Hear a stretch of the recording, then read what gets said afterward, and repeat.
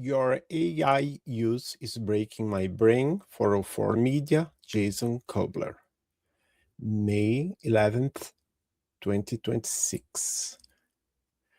A few years ago, while I was covering the rise of AI slop on Facebook, I asked my friends and family if they were getting AI spam fed into their timelines and if they could send me examples.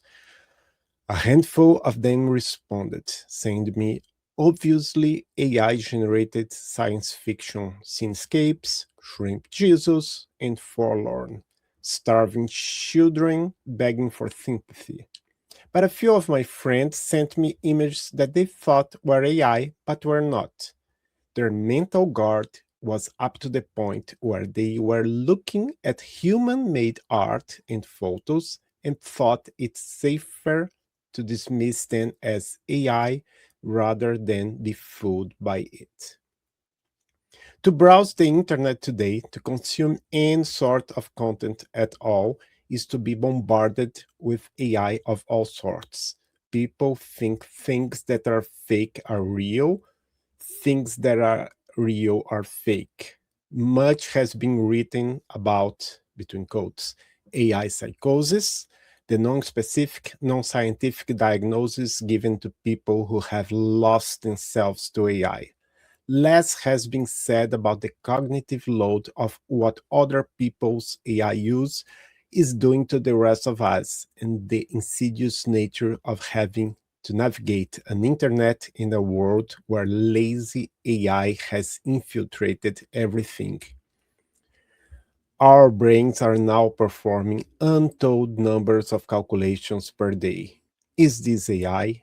Do I care if it's AI? Why does this sound or look or read so weird? Does this person just write like this? Is this a person at all? I see AI content where I'm conditioned to expect and ignore it. In Google's AI overviews that families told us to eat glue pizza, in engagement based LinkedIn posts, and throughout our Facebook and Instagram feeds. But increasingly, I have the feeling that it's everywhere, coming from all directions, completely unavoidable. It's not exactly that I have a revulsion to AI assistant content or don't want to get fooled by it. It's that something is happening where my brain has become the AI police because everything feels incredibly uncanny. I will be going about my day reading, watching, or listening to something, and suddenly I notice that something is widely off. Quite simply, I feel like I'm going nuts. An example: last week, in a desperate attempt to avoid yet another take on the White House Correspondents' Dinner shooting, I was listening to an episode of Everyone's Talking Money, a podcast I've been listening to off and on for years about taxes. Yikes. This podcast has been going on for years, has a human host named Shari Hash, and hundreds of episodes. Hash started reading the intro script. The shift, between quotes, the shift I want you to make today, and this is the shift that changes everything, is starting to see your tax return as information. Not a bill, not a badge of shame, but information. Close quotes. The script went on and on and on like this, with AI writing trope after AI writing trope.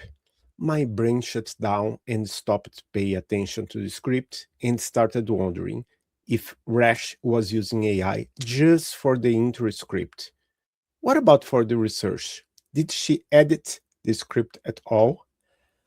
I turned the podcast off. Later that day, I was scrolling the Orioles Hangout forums, a small community of diehards obsessed with the Baltimore Orioles that I have been lurking on for decades. Until recently, it had been one of the few places on the internet that I could safely assume I could safely assume was not full of AI.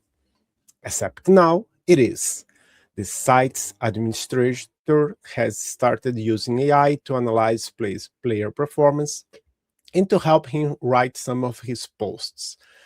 To his credit, he explains how he's using AI and prefaces these posts by noting they were AI assisted analysis.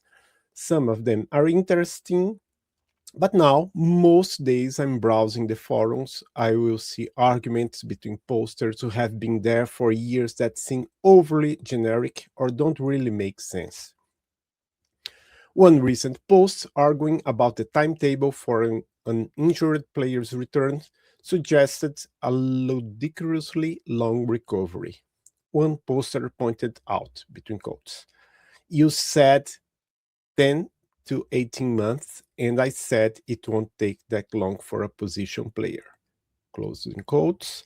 The poster responded, open quotes, "You're right, I did. The 10, 18 months was an AI generated answer. Consider it a small cautionary tale about trusting AI and another on the benefits of seeking out actual medical research on questions like this."